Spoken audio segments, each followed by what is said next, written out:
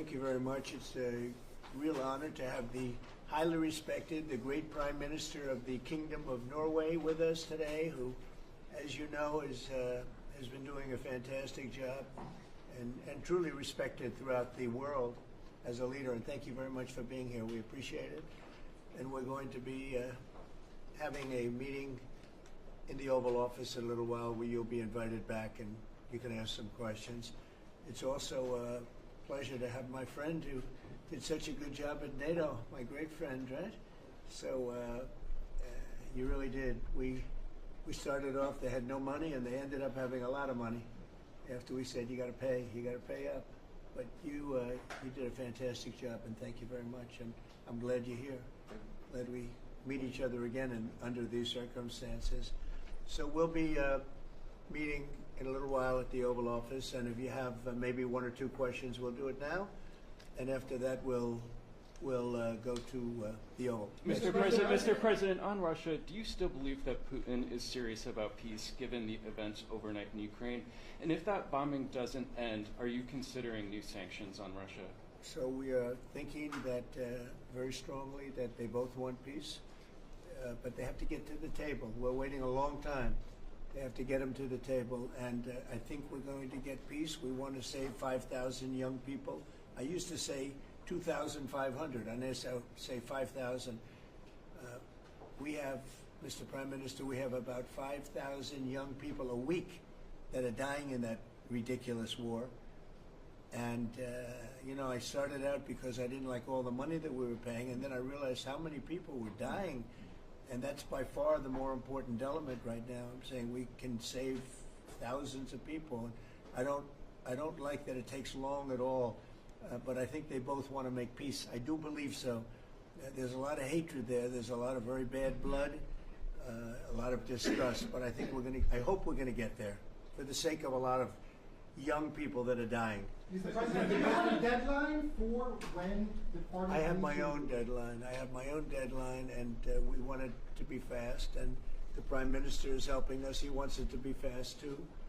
And I think everybody in this, you know, at this time in NATO, they want to see this thing happen. So we have a deadline, and after that, we're going to have a very much different attitude. But I think it has a very good chance of getting done. Mr. President, what can Norway do to prove that they're an important ally to the U.S.? What can Norway do to prove Just that? keep doing what they're doing. We have a very good relationship with Norway. Great leader, great people. I know many of the people in Norway, and it's truly it's an incredible country. So all they have to do is keep doing what they're doing, I think, is probably the best answer I can give. Yes. Mr. President, as you pointed out, the former Secretary General of NATO is here. Yes. Mr. Stoltenberg, how important is the NATO defense alliance, Mr. President? Is it sacrosanct from your perspective? Well, it's a very interesting question. It's certainly very important for Europe, and I think without us it wouldn't be as nearly as powerful. And as the former Secretary General, who did a great job, can tell you, I played when I was there a very big role in making sure that NATO is funded by the 28, at that time they had 28 countries, including us, because many of the countries weren't paid, and they ended up being paid, you would say, and the Secretary General was very nice about it as far as I was concerned. Other presidents went in, they made a speech and they left, and that kept going on, and you know, in the meantime, they had no money. And the United States was paying far more than its fair share. You could say that they were paying, I actually said sometimes it looked like 100%, and it was unfair. And the two of us worked very well together, and we took care of the situation. There are some NATO countries, Mr. President. Yeah, please, go ahead. The Norwegian statistics are showing that the U.S. actually has a trade surplus with Norway. Are you going to be looking into that and see which of the countries are actually in a trade surplus? Yeah, well, with the United States, almost everybody has a surplus. But not in It's really an Norwegian amazing, numbers. it's an amazing phenomenon. Now, there's a surplus of a couple of $1 billion, I think you have with it. I congratulate you. That's very good. We got to get a little bit of that for ourselves, maybe. But they do have a surplus. Norway has a surplus.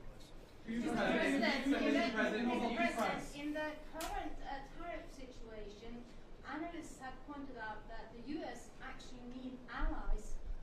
Do you consider Norway as a possible ally in the situation? I think Norway's always been an ally. They've been somebody we've been very close to, very friendly with. Maybe more so now with me than other people, but I think Norway's always been a great ally, yeah. It's a very Norway's been a friend. That's a very strange question, actually, because the US is our lead ally, and we build on a relationship which we will talk about now, Mr. President. But Yeah. it's of high relevance, and I'm very happy that we have Secretary of State and Secretary of Defense. Right. So this is a very strong tie. But it was a question about ally in the tariff situation specifically.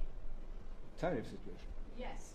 Oh, well, that's we're talking about a little bit different subject. Then we're talking about a different type of ally.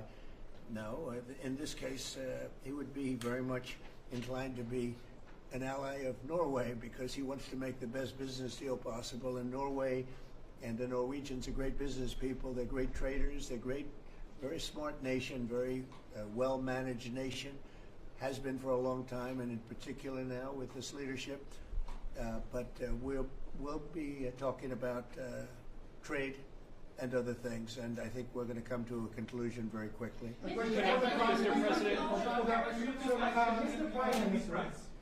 Minister, I was wondering whether you think that Donald Trump, for his effort in Ukraine and otherwise, deserves to be nominated for a Nobel Peace Prize. Well, I salute President Trump for having been taking very important initiatives to get this conflict towards an end, which both parties deserve. We need to have a ceasefire, save lives, move towards something which is more secure for Europe, for the people concerned. And on that we work together. And I look forward to go into some details because we are at a critical moment. On that price, that is a committee taking care of that, which is completely working on its own terms, and I cannot comment on that. Mr. President. Question on China. But thank you very much for that May I ask you question. the question on China? I like that question. Yeah, please. A question on China. Can you clarify with whom the U.S. is speaking with China? They're saying it's fake news that trade talks are happening. Well, they had a meeting this morning, so Who's I they? can't tell you. It doesn't matter who they is. We may reveal it later, but they had meetings this morning, and we've been meeting with China. And so I think you have, Jeff, as usual, I think you have your reporting wrong. Thank you very much. We'll see you. We'll see you inside. Thank you. Thank you, President. Thank you. Everybody else. Thank you. Thank you. Keep moving, everybody. Keep moving. Thank you. You're out. Thank you. I would go.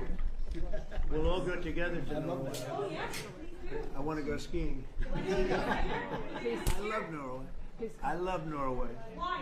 It's beautiful and beautiful people. Thank you, Mr. Thank President. you. Thanks, guys. Okay, so thank you.